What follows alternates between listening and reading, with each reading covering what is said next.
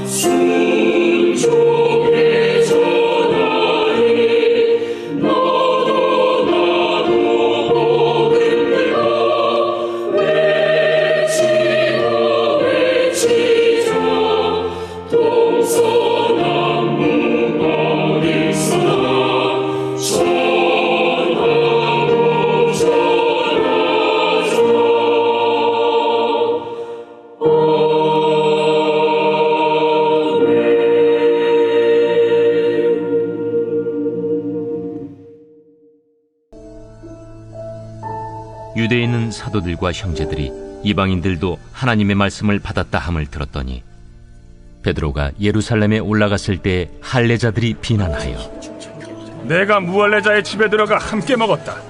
베드로가 그들에게 이 일을 차례로 설명하여 내가 욥바시에서 기도할 때에 황홀한 중에 환상을 보니 큰 보자기 같은 그릇이 내 귀에 메어 하늘로부터 내려 내 앞에까지 드리워지거늘 이것을 주목하여 보니 땅에 네 발 가진 것과 들짐승과 기는 것과 공중에 나는 것들이 보이더라. 또 들으니 소리 있어 내게 이르되 베드로야 일어나 잡아먹으라 하거늘 내가 이르되 주님 그럴 수 없나이다. 속되거나 깨끗하지 아니한 것은 결코 내 입에 들어간 일이 없나이다 하니 또 하늘로부터 두 번째 소리 있어 내게 이르되 하나님이 깨끗하게 하신 것을 내가 속되다고 하지 말라 하더라. 이런 일이 3번 있은 후에 모든 것이 다시 하늘로 끌려 올라가더라. 마침 3사람이 내가 유숙한 집 앞에 서 있으니 가이사랴에서 내게로 보낸 사람이라.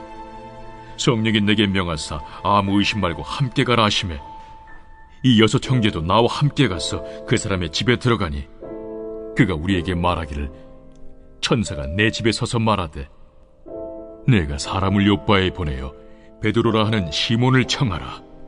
그가 너와 내 온 집이 구원받을 말씀을 내게 이르리라 함을 보았다 하거늘 내가 말을 시작할 때에 성령이 그들에게 임하시기를 처음 우리에게 하신 것과 같이 하는지라.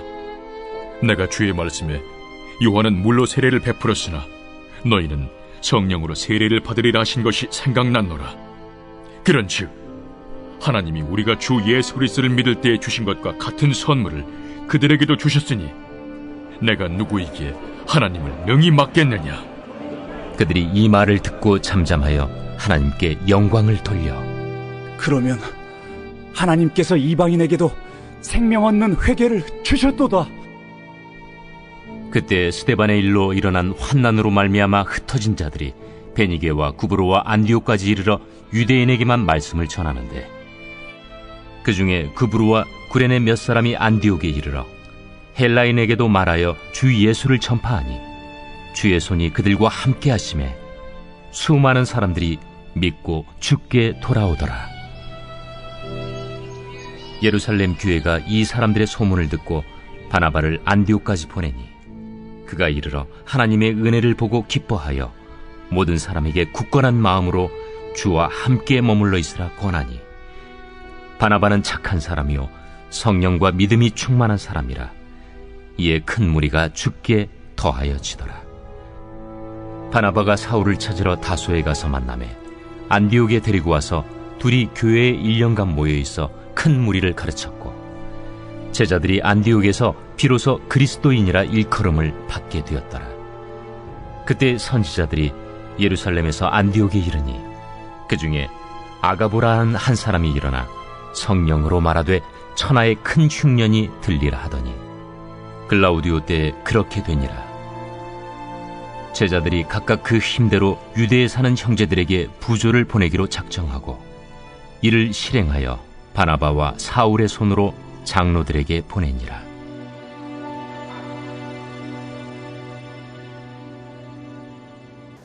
몇 년 전에 베스트셀러이자 꽤 최근까지도 스테디셀러였던 심리학 서적 미움받을 용기라는 책을 혹시 알고 계신가요? 저자는 그 책에서 심리학자 알프레드 아들러의 글을 인용하여 경험과 의미 부여의 상관관계에 대해 언급합니다. 어떠한 경험도 그 자체는 성공의 원인도 실패의 원인도 아니다. 우리는 경험을 통해서 받은 충격으로 고통받는 것이 아니라 경험에 부여한 의미에 따라 자신을 결정하는 것이다 라고 말입니다. 즉 일상에서 다반사로 겪는 경험이라도 마음먹기에 따라서 삶의 변화를 일으킬 수 있다고 전하고 있습니다. 일상적인 경험이 아닌 충격적인 경험은 어떨까요? 가늠하기 쉽지는 않지만 서두의 주장에 의하면 그 경험에 어떤 의미를 부여하느냐에 따라 달라지는 것이 확실합니다. 아무리 놀라운 경험이라도 그 경험에서 의미를 발견하지 못하면 지나가는 일에 불과해지지만 아무리 작은 경험이라도 의미를 발견하면 인생의 변화에 기여할 수 있다는 것입니다. 그러면 하나님을 경험하는 일은 어떨까요? 이는 아들러의 주장과 사뭇 다른 과정과 결과를 낳습니다. 하나님을 경험하는 일은 인간 스스로에 의해 의미가 부여될 수 없으며 오히려 인생의 그 자체로 큰 변화를 일으킬 뿐입니다. 하나님을 경험하는 일은 인간이 삶의 목적을 염두에 두고 의미를 부여할 수 있는 것이 아니라 즉각적으로 변화되고 순종할 수밖에 없게 하는 것입니다. 인간은 말씀에 따른 변화와 말씀에 대한 순종이 있을 때 하나님이 주시는 의미를 깨닫거나 기대할 수 있을 뿐입니다. 바울의 변화도 자기 스스로 부여한 의미가 아니라 다메섹 도상에서 부활하신 예수님을 경험하고 나서 그분의 부르심에 순종하여 얻은 의미에 따른 것입니다. 오늘 본문에서도 하나님의 역사하심을 경험한 사람들의 변화와 순종이 나타나 보입니다. 사도행전 11장은 어떤 한 시대 사람들의 견해나 사고를 지배하고 있는 이론적 틀이나 개념의 집합체인 패러다임이 급격하게 전환되고 있음을 잘 보여줍니다.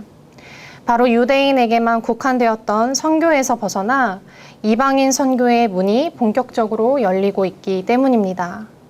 다른 누군가가 아닌 바로 하나님에 의해서 강건적으로 말입니다.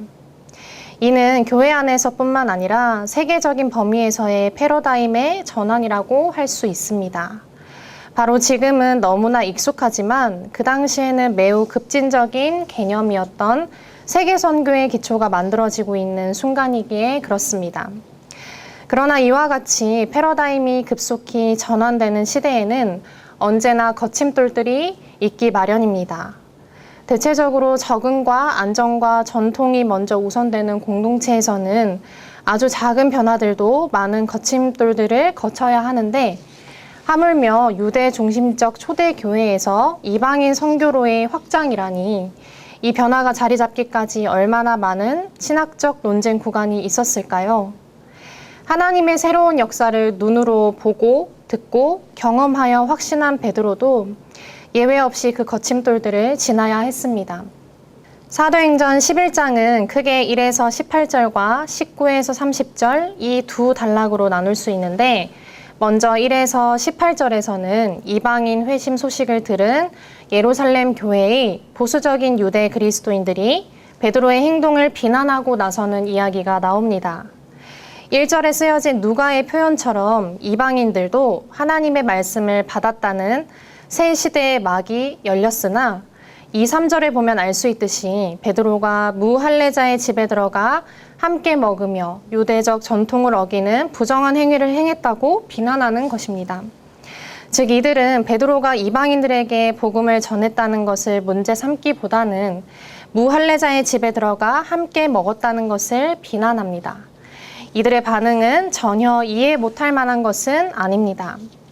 왜냐하면 수백 년 동안 지켜오던 유대인의 관습이 베드로가 이방인들과 함께 식탁 교제를 나누고 이방인들이 회심했다고 하여 하루아침에 뒤바뀔 수는 없었기 때문입니다. 유대인과 이방인이 동일하게 하나님의 백성으로서 한 식탁에서 함께 밥을 먹을 수 있다는 결정은 조금 더 기다려야만 했습니다. 하지만 이와 같은 반응의 좀 더 깊숙한 곳에서는 스데반 집사가 이미 겪었던 것처럼 자신들도 이러한 변화를 선포하고 행할 때 비난과 박해를 피할 수 없을 것이라는 우려가 깔려 있는 듯합니다. 이에 베드로는 차분하게 자신에게 일어난 일들에 대해 그들에게 소상히 순서대로 설명합니다.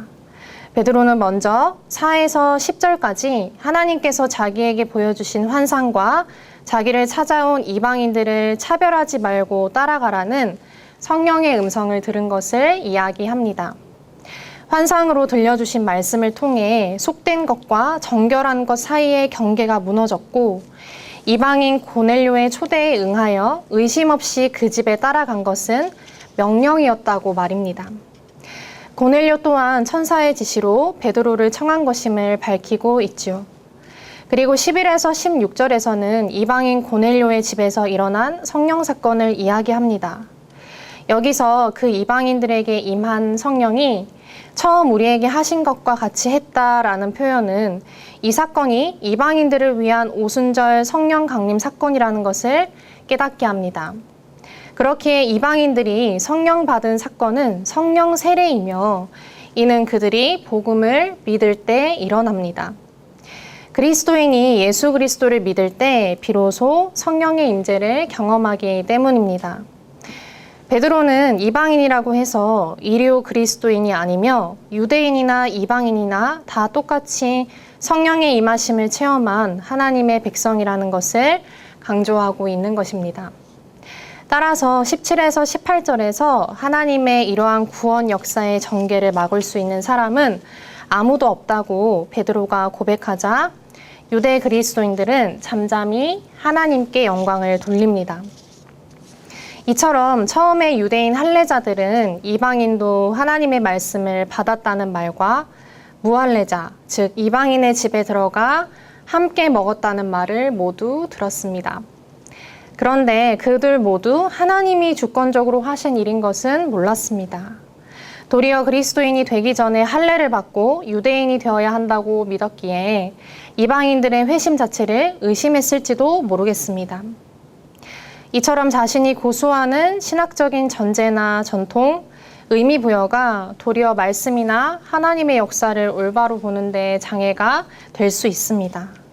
그러나 베드로는 때로 많은 사람들이 이해하지 못하는 길이라고 해도 하나님께서 자신을 인도하시는 역사를 경험하고 흔들리지 않는 확신으로 거침돌이 가득한 길을 전진하며 걸어가고 있는 것을 봅니다. 제자는 이처럼 하나님 말씀 가운데 그분의 개입과 인도하심을 경험했다면 여타 선입견에 근거한 의미 부여, 현실적인 이해관계를 넘어서서 바로 변화를 선택하는 사람이며 그렇게 될 수밖에 없는 사람입니다. 공동체 안에서 여러 이견들이 생길 수는 있지만 이 갈등 자체를 두려워하지 않고 영적인 흐름을 잘 짚어내는 통찰과 판단, 인습과 고정관념을 깨뜨리는 단호한 순종, 서로의 진심을 수용하는 자세를 갖추어야 함을 우리는 이 대목에서 잘 확인하게 됩니다. 특히 작고 큰 공동체의 영적 지도자들이 이러한 태도를 견지하는 것은 하나님 말씀이 하나님 말씀 되기 위해, 교회가 교회되기 위해 더욱 필요한 리더십이라 할 수 있을 것입니다. 다음으로 19에서 30절에서는 스데반 집사의 죽음으로 흩어졌던 헬라파 유대 그리스도인들이 수리아의 수도 안디옥까지 이르게 되어 비유대인들에게도 복음을 전한 이야기가 나옵니다. 앞서 스데반의 순교로 일어난 환란으로 인해 예루살렘 교회의 유대 그리스도인들은 자신의 현실적인 신변에 대한 염려로 전통적 교리의 유지를 위한 경계심을 내비쳤다고 언급한 바 있습니다. 반면 19에서 21절을 보면 스데반의 일로 흩어진 몇몇의 사람들은 그 환란 속에서도 안디옥에서 헬라인, 즉 이방인들에게도 주 예수를 전파하여 주의 손의 역사를 통해 구원의 열매를 맺는 이야기가 언급됩니다. 고넬료의 집에서뿐만 아니라 이제 곳곳에서 유대인을 넘어 이방인에게도 예수를 주로 소개하는 선교가 일어나고 있는 것입니다. 이에 22에서 25절을 보면 예루살렘 교회는 히브리파 신자들과 헬라파 신자들을 중재하는 역할을 잘 감당하는 누가의 표현대로라면 착한 사람이며 성령과 믿음이 충만한 사람인 바나바를 파견하여 목회를 돕게 합니다. 안디옥에 도착한 바나바는 공동체 안에 나타난 하나님의 은혜를 보고 새로 믿게 된 이방인 그리스도인들에게 율법을 강요하지 않습니다. 오히려 그들이 굳건한 마음으로 그리스도에 대한 믿음을 지킬 것을 당부합니다. 이러한 당부와 지도는 이방인들을 향한 하나님의 계획과 섭리가 안디옥 교회에서 이루어지고 있음을 깨달은 바나바의 영적 통찰력 때문이었습니다. 이에 큰 무리가 죽게 더하여 지더라는 표현은 바나바가 안디옥 교회의 부흥과 성장에 결정적인 기여를 한 것을 잘 보여줍니다. 그리고 25에서 26절에서 알 수 있듯이 바나바는 사울, 즉 바울을 다소에서 교회로 데리고 와서 신자들을 가르치고 믿지 않는 자들에게 복음을 전하기 위해 함께 동역합니다. 그렇게 신학자이자 사도인 바울의 동참으로 안디옥 교회는 유대교의 분파가 아니라 율법을 완성하신 예수 그리스도를 따르는 자들로서의 성격이 분명해졌고 교회가 점점 지역사회에 매우 긍정적인 영향을 미치게 되면서 그때 비로소 안디옥의 일반 시민들로부터 그리스도인이라는 별칭도 얻게 됩니다. 이는 비록 긍정적인 의미뿐만 아니라 조롱과 조소의 의미도 들어있었지만 안디옥 교회가 이방인에게도 열린 복음의 정체성을 분명히 했으며 복음 가운데 일반 시민들도 알아차릴 만한 존재감을 가지고서 괄목할 만한 변화를 이루었음을 잘 알게끔 합니다. 또한 안디옥 교회는 예루살렘 교회도 도울 만큼 성장합니다. 27에서 30절에 보면 예루살렘에서 온 선지자 아가보가 유대 지방에 흉년이 있을 것이라고 예언하는데요. 이에 안디옥 교회는 어려움을 겪을 유대에 사는 형제들에게 구제 헌금을 보내어 형제애를 실천했고 아픈 자와 함께하고 슬퍼하는 자와 함께할 줄 아는 성숙한 신앙인의 모습을 보여주었습니다. 이전에 초대 예루살렘 교회가 각 사람의 필요에 따라 물건을 나누었던 모습과 맥을 같이 하고 있는 것입니다. 이처럼 안디옥 교회는 스데반 집사 순교 이후에 환란으로 인해 삶의 터전과 사역의 기회를 잃어버리고 흩어져 버린 그야말로 복음의 야생과 같은 곳에서도 겨자씨 같은 몇몇 평범한 신자들을 통해 강한 생명력으로 아름다운 복음의 꽃을 틔우고 열매를 맺게 되었습니다. 이렇게 오늘 본문을 통하여 하나님께서 베푸시는 구원 역사의 패러다임이 대전환되는 시기에 사람들과 공동체의 각기 다른 반응들을 봅니다. 어떤 이와 공동체는 하나님을 경험하고도 선입견 및 현실적인 이해관계로 인해서 경계하고 염려하며 하나님의 말씀에 자신의 의미를 부여하고 변화와 순종에 더딘 모습을 보입니다. 그러나 다른 이와 공동체는 하나님을 경험한 대로 확신하며 자신이 말씀을 의미 부여하는 것을 내려놓고 하나님의 말씀이 즉각 변화하게 하는 대로 의미를 부여하며 순종하는 모습을 보입니다. 그리고 그 후자에 해당하는 사람들과 공동체가 베드로와 바나바와 바울 및 안디옥 공동체라는 것을 우리는 알 수 있습니다. 예루살렘 교회의 할레파 유대 그리스도인들은 베드로의 설명을 듣고 하나님께 영광을 돌렸을지는 모르나 결국 이후에 이방인을 향한 복음 전도는 하나님을 만난 경험과 그분의 말씀 앞에 바로 변화하며 순종함으로 새롭게 세워진 안디옥 교회가 맡게 되었습니다.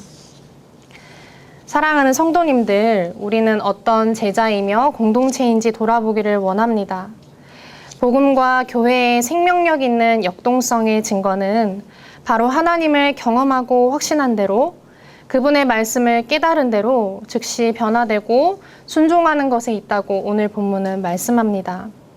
세상의 심리학은 어떠한 경험에 대한 우리의 의미 부여와 마음먹기에 따라 변화를 경험할 수 있다고 말할 수 있을지 모르나, 그리고 그 효과 또한 실제로 있을지 모르나, 복음은 믿는 그 자체로 즉시 우리의 삶을 변화시키고 마땅히 순종할 때 영의 구원뿐만 아니라 하늘의 신령한 열매를 맺게 하는 진정한 능력이 된다고 하나님께서는 오늘 우리에게 말씀하고 계십니다. 그리고 하나님을 경험하고 복음을 믿고 따르며 변화된 공동체가 바로 교회여야 한다고 말씀하십니다. 코로나와 경제 불안정 등 세상은 점점 불안한 변수들의 연속입니다. 그러나 오늘 본문과 같이 복음의 본질에 집중하고 복음을 가두어 두는 것이 아니라 우리가 복음 안에 갇혀서 살아갈 때 어떠한 세상의 요동 속에서도 하나님의 생생한 역사를 세상 끝날까지 써내려가는 우리 교회가 될 줄로 믿습니다. 기도하겠습니다. 하나님의 말씀은 분석하고 이해하며 의미를 부여하며 우리의 입장에서 변화를 위해 시도하는 수단이 아님을 고백합니다. 하나님이 여시면 닫을 자가 없고 하나님이 닫으시면 열 자가 없는 그 하나님의 위엄과 능력 앞에 우리가 할 일은 그저 겸손히 말씀 앞에 믿음으로 엎드려 하나님의 역사의 변화를 입고 즉각 순종하는 것밖에 없으니 우리를 주장하여 주옵소서. 복음과 교회의 역동성을 즉각적인 변화와 순종으로 증거하는 안디옥 교회와 같은 우리 교회 되게 하실 것을 믿으며 예수님 이름으로 기도합니다. 아멘.